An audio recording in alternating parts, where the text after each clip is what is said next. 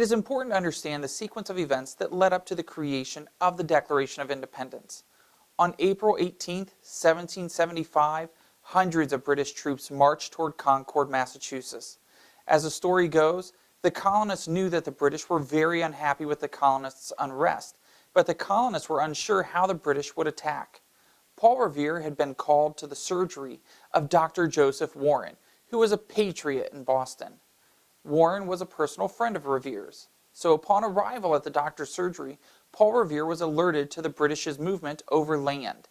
He was informed, and to no one's surprise, for everyone had suspected the British's actions for a few days, that the British were headed to Concord, Massachusetts, to destroy any and all military stores or weaponry that had been gathered there.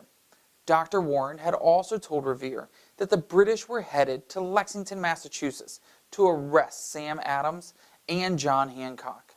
This information turned out to be inaccurate, but Revere went back home and told a friend how the British were planning to leave Boston.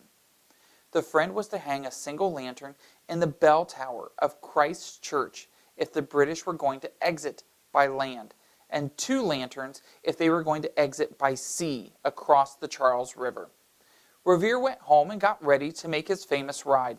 He met 2 friends who were waiting with a boat to take Revere across the Charles River and into Charlestown, where he met with the Sons of Liberty to ensure that they had gotten his lantern message. Revere then set out on his famous ride toward Lexington and Concord. Revere was almost captured just outside of town by a British patrol, but he narrowly escaped.